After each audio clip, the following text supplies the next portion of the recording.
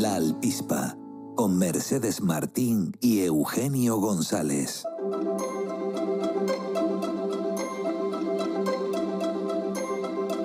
Estamos a 3 de febrero y seguramente muchos de ustedes ya habrán cobrado la nómina del mes de enero y no sé si se fijaron que probablemente cobraron algo menos que el mes anterior, a que sí, ¿no? Yo creo que todos nos fijamos. Hombre, estamos deseando cobrar con la cuesta de enero, imagínate para no fijarte a ver cómo está ahí la nómina ingresada. Bueno, pues ¿por qué hemos cobrado menos en la nómina de enero?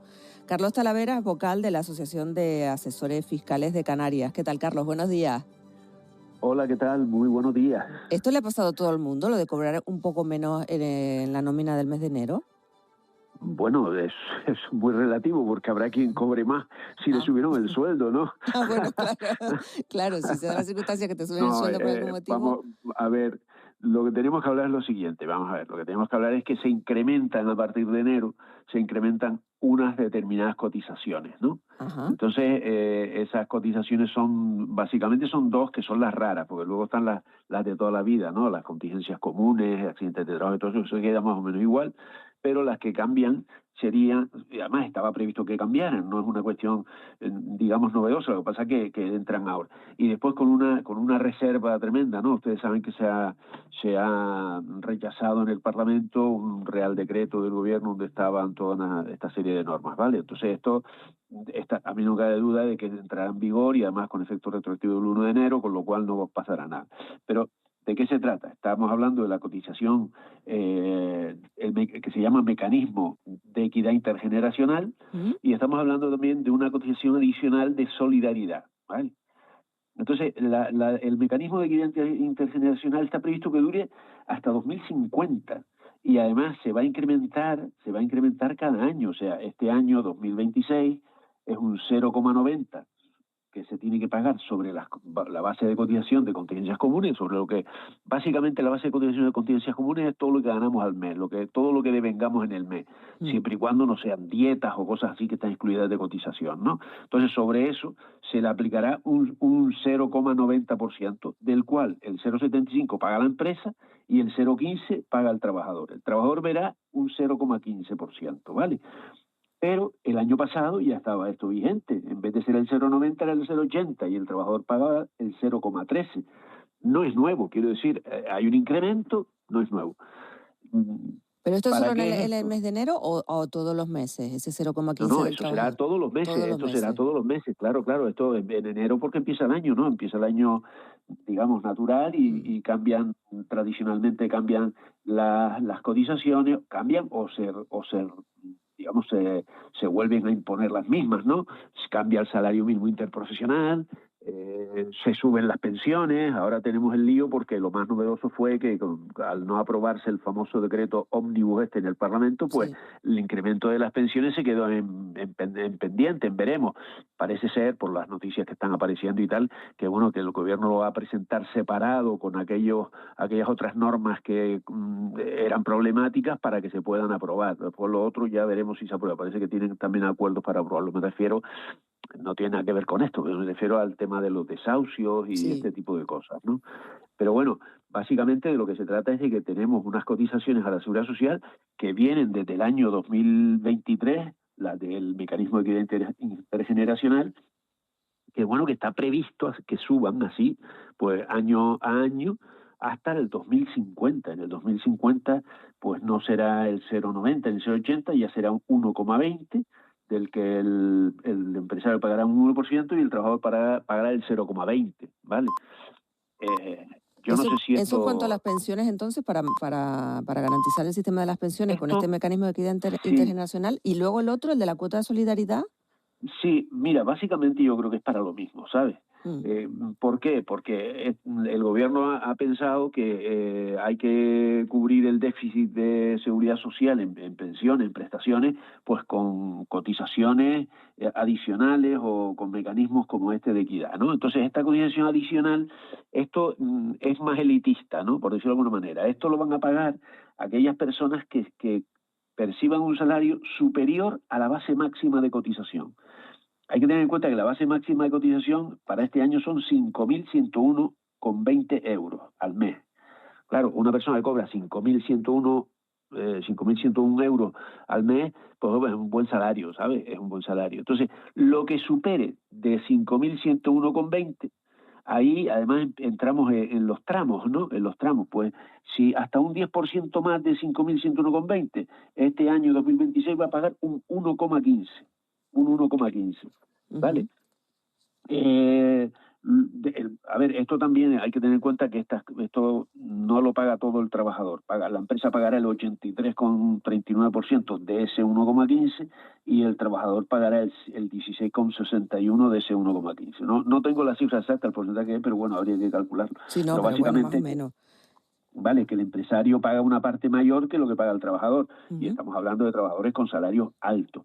¿Qué ocurre? Que como es por tramos, si vas a pagar el 1,15 en 2026 por el primer tramo, hasta el 10% más de los 5.101 euros. Pero del 10% al 50% más, tú imagínate una persona que cobra, pues en vez de 5.101, pues 7.500 euros, ¿no? Pues hasta el 10%, que serían 500 y pico euros más, pagaría el 1,15 y por el resto, hasta los 7.000 y pico, de los 5.000 a 7.000 y pico, pagaría el 1,25, Ujú. ¿vale? Se pagaría el 1,25 en aquella proporción que dije antes. Y a partir del 50% adicional, ¿no? A partir, pues ya se pagaría el 1,46. Esto es un verdadero lío. La Es verdad un que sí. verdadero lío explicarlo así de palabras, ¿sabes? ¿Por qué? Pues porque son porcentajes y cosas de estas. Pero vamos, lo que tiene que quedar claro es que aquellas personas que tienen salarios elevados, pues tienen la obligación de cotizar un poco más, pues la han llamado cotización adicional de solidaridad, Mm. ¿no? Que todo el Básicamente mundo para qué, querría pues para lo tener porque mismo. dice, bueno, pago más, pero claro, con ese A mí no sueldo, me importaría. ¿verdad? A mí Todos no me queremos pagar a importaría. Hacienda ¿Eh? muchísimos millones de euros a Hacienda porque Hay que significaría... tener en cuenta una cosa, que esto no es un impuesto, esto son cotizaciones a la Ajá, seguridad social, ajá. ¿vale? Tiene su diferencia porque hay que tener en cuenta, claro, estas cotizaciones a la seguridad social, por ejemplo, son deducibles de los impuestos. Cuando esta persona hace la declaración de la renta, dice, bueno, pues yo gano 6.000 euros, Mm. pero me quito como gasto las cotizaciones a la seguridad social, entre las que se encuentran tanto el mecanismo de equidad intergeneracional como la cotización adicional de solidaridad, Ujú. ¿vale? Son gastos deducibles, ¿no? Pero si fueran impuestos no serían a lo mejor gastos deducibles, ¿sabes? Ya. Si fueran impuestos, porque si fuera un impuesto ya es otro concepto, digamos, ¿vale? Mm. Pero bueno, yo creo que queda claro, o Sí, sea, sí. y todo esto, ya te digo, es pendiente de que la aprobación del nuevo, incluso del nuevo salario mínimo interprofesional, del incremento de pensiones y de este tipo de cositas así, ¿vale? Ujú. Carlos nos pregunta, bueno, nos comenta un oyente, entiendo que estará bien la proporción, nos dice que cobra 1.300 euros y que le quitan un 0,15. Que le quitan el 0,15 en 2026, correcto, el Sí, está 0,15 por bien, el ¿no? MEI, sí, Ujú. claro. Pues está bien. Y luego también, No, a ver, es que quizás son dos cosas distintas. El MEI, Mecanismo de Equidad Intergeneracional, ahí no hay tramos. ujú, Ahí es un porcentaje fijo cada fijo, año, ¿vale? Va incrementando. El otro, el de solidaridad, que es para los que tienen salarios altos, es alto, el sí, que hay tramos, ¿vale? O sea, para que efectivamente. no se Sí, para vuelvan que no locos, haya porque duda. si no, Ajá. claro. Luego también es noticia porque bueno, ha trascendido que Hacienda va a reforzar el control sobre los movimientos de dinero entre particulares, ya sea mediante transferencias bancarias o los Bizum, que cada vez son más, ¿no? más comunes realizar este tipo de movimientos de dinero. ¿En qué medida hay que saber cómo actuar, Carlos, para no tener problemas, para cumplir con Hacienda y que no haya problemas cuando hay movimientos de dinero entre familiares? Pues yo que sé, un padre, un hijo o entre hermanos. ¿Qué debemos tener en cuenta? Mira, lo primero que tenemos que tener en cuenta, lo primero que tenemos que saber es que, en principio, todas las operaciones que nosotros hagamos son legales, no tienen por qué consistir en un fraude, Mm, ¿vale? mm, Eso de entrada.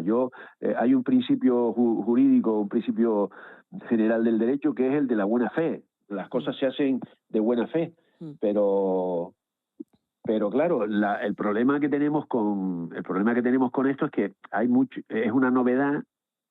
¿Me estás oyendo, no? Sí, sí, le estoy oyendo. Estoy escuchando Ah, vale, atentamente, perdona, pues sí. que Es una novedad, no, sí, le ¿sabes qué estoy pasa? Es escuchando. que me entró una Ah, llamada y corté y no sabía yo lo que era. Pero bueno, venga. no, bien. Te decía que es una novedad porque a partir de 1 de febrero, no de 1 de febrero, las entidades bancarias están obligadas a comunicar a la agencia tributaria fíjate tú, todos los movimientos de Bizum que sean de empresarios o profesionales. O sea, aquellas personas que son empresarios o profesionales, la agencia tributaria va a comunicar mensualmente las operaciones realizadas con Bizum. Esto es una medida que no alcanza a los particulares. Quiere decir, si tú a nivel particular le haces un Bizum a un amigo tuyo, a tu madre o a tu hijo o quien sea, pues no hay ningún problema, ¿vale?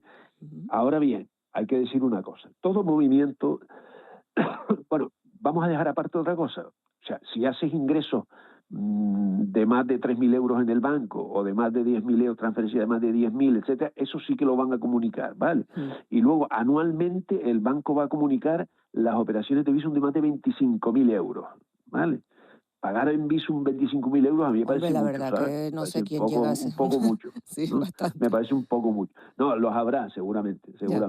Pero vamos a ver, de lo que tenemos aquí es que delimitar dos cosas. Primero, las nuevas obligaciones de información de los bancos, que es esta de comunicar todos los Bizum de empresarios y profesionales, de empresas y profesionales, ¿no? Sí.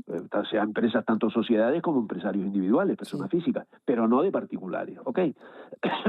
La obligación que antes también existía de determinadas operaciones que fueran elevadas, pues había que comunicarlas a Hacienda, ¿no? Ingresos por cantidades elevadas. Yo no sé si a ustedes les ha pasado, y a mí me ha pasado porque yo iba a hacer ingresos de una de una empresa que tiene mi mujer, y entonces, pues claro, vas a ingresar a la caja, porque dice, oye, hazme el favor, vete al banco y ingrésame esto para no ir ella. Sí.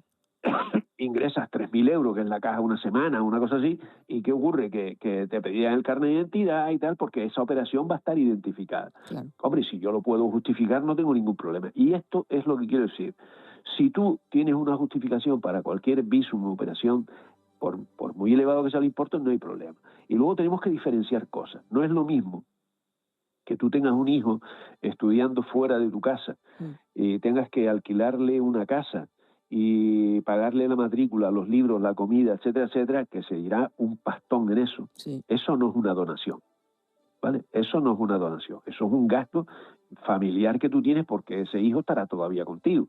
Otra cosa distinta es que tú tengas un hijo que ya está independiente, que vive en su casa, y tú le coges y le aflojas al tío 30.000 euros porque se iba a comprar el coche. Pues oye, eso sí es una donación. Quiero decir, hay que pensar un poquito que hay que ver el motivo de la transferencia. Tú puedes mandarle a tu hijo que está estudiando fuera, que vive en tu casa, vive contigo, pero que está estudiando fuera, tú le puedes mandar una cantidad de dinero. ¿Por qué? Porque tiene que comer, etcétera, etcétera, y el tío no tiene otras rentas ni nada, está estudiando, está bajo todavía convive contigo y tal. Y el gasto de casa, eso no es donación. Y otra cosa distinta es que pues tú le regales a tu hijo una cantidad, igual que si le regalas el coche o una casa. Habría que tributar por el impuesto de sucesiones y donaciones. Eso Pero sí, claro, que hay que tramitarlo, claro. Hombre, claro. ¿Qué ocurre ahí? Yo he leído alguna noticia y te da el truquillo, ¿no? El truquillo es, hombre, instrumentalo como un préstamo. Tú lo instrumentas, tú haces un documento privado de préstamo, un documento privado, me refiero, lo redactas tú, el documento de préstamo, pones ahí la cantidad, las fechas que se va a devolver, puedes no poner intereses si es un préstamo familiar, y lo que tienes que hacer es liquidar el impuesto de transmisiones patrimoniales y actos jurídicos documentados por ese préstamo, pero que además estaría exento, o sea, presentas el impuesto, lo presentas en la agencia tributaria canaria en este caso, ¿no? Y entonces eso está, digamos, ya se convierte casi en que devolverlo, si no lo devuelves, ¿no? ¿O bueno, no controla Hacienda que devuelvas el dinero a la persona con la que estás comprometido? ¿Lo controla o no lo controla? Yo creo que controla más el movimiento cuando tú entregas 30.000 euros o 20.000 euros, ¿me entiendes? Una operación entonces que controlar si te ha devuelto pues esa cantidad mes a mes o ¿me entiendes? Sí. Ahí son el periódico que puso la noticia, yo creo que se lució un poco porque está un poco animando a defraudar. Claro, yo creo que no se trata de eso, ¿me entiendes? Se trata de que si hay una operación de donación, pues hay que tener cuidado con eso. Claro. Luego están los extremos, ¿no? Los extremos son, hombre, se casa tu hijo y tú no te digo que le regales un coche, pues sí una donación, aunque sea el matrimonio de tu hijo o el cumpleaños o lo que sea. Pero claro, cuando estamos hablando de cantidades pequeñas, yo pues no le he regalado un coche a mi hijo, sinceramente, no ha surgido la oportunidad quizás. pero le haces un regalo a tu hijo que puede tener cierto valor, pues es una donación, tienes que liquidar el impuesto. En mi opinión, si nos ponemos en plan puristas así estrictos, pues es una donación. Es una donación, incluso el regalo más nimio que le hace el Día de Reyes. Pero si nos dedicamos todos a tributar el Día de Reyes, colapsamos la administración tributaria, ¿sabes? Sí. Pero bueno, no deja de ser realmente una donación, ¿no? Sí. Otra cosa distinta es que le regales una casa. Claro, aquí nos preguntan, ¿y si le regalas 8.000 euros? Pues es una donación. No, 8.000 euros, o lo que sea. Lo que sea, es una donación. No tiene, el importe aquí no tiene que ver. Luego tendrás que ver en el impuesto si cuando haces la liquidación por la cuantía pues no te sale nada a pagar. En Canarias, por ejemplo, si hace donaciones entre familiares, hijos, padres e hijos, etcétera, pues lo más probable es que tenga una bonificación del 99,99%, con lo cual no pagas prácticamente nada, ¿sabes? Sí que no. Eso es una ventaja tributaria que tenemos aquí, y en otras comunidades autónomas también las tienen, ¿no? Pero bueno, aquí en concreto la tenemos ahora. Pues mira, hay que tener esto en cuenta también, que se declare y ya está, que no va a tener apenas coste. Carlos, hombre, claro, sí. Lo que pasa es que la noticia es que sancionan a una persona por haberle mandado un visum a su hijo. No, lo sancionaron porque probablemente le mandó el visum, y el visum lo que representaba era una operación de entrega económica elevada y que no tenía justificación, ¿me entiendes? Pero ya te digo, como, ¿sabes? Y la sanción, cuidado, la sanción es porque se ha cometido una infracción. No hay sanción si no se ha cometido una infracción, por mucho visum o sea, mandar visum no está penado. Sí, es lo que yo quiero decir. No es una infracción. Hombre, tienes que declararlo si procede. Si no procede, pues no lo tienes que declarar, ¿no? Por lo menos, vale, pues hay que informarse, desde luego. Pues menos mal que están los asesores fiscales, porque si no aquí vamos, el común de los mortales nos volvemos locos, Carlos. Realmente una de las cosas que insistimos los asesores en los foros en los que estamos y cuando hablamos con la administración pública es que todo este tipo de cosas deben aclararse mucho. La agencia tributaria, te lo digo, lanzó una nota informativa respecto a esta nueva obligación de los bancos, de las entidades bancarias, de comunicar todas las operaciones de visum mensualmente. Y una nota informativa, y decía la nota que precisamente porque se estaba generando confusión en los medios de comunicación y tal, y claro, a ver, tú sabes muy bien que estás en la profesión, que los titulares venden, ¿no? Y cada vez más, además, Carlos, que esto ha ido... Claro, pero los medios serios como el tuyo, pues lo que hace es que llaman a un asesor para que lo explique, ¿no? Que es lo que hay que hacer. Claro, porque si no nos crean más confusión y es lo que usted dice, no se trata de fraudar ni muchísimo menos, sino de saber, de informarnos de lo que tenemos que hacer. Carlos Talavera, vocal de la Asociación de Asesores Fiscales de Canarias, ha sido muy interesante, Carlos, y lo hemos entendido muy, muy bien, así que te agradezco mucho que hayas atendido la llamada de la Radio Canaria. Me alegro, nada, encantado, cuando quieran, ya saben dónde estamos, ¿vale? Y si cualquiera necesita un asesor, Asesores Fiscales de Canarias, lo encuentran en internet fácilmente, y tenemos en las 7 islas tenemos asesores. Pues muy bien, ¿vale? Y ahí vamos a salir de duda. Ha sido muy interesante, Carlos, muy bien, gracias. Vale, gracias a usted, hasta luego. La Altispa, con Eugenio González y Mercedes Martín.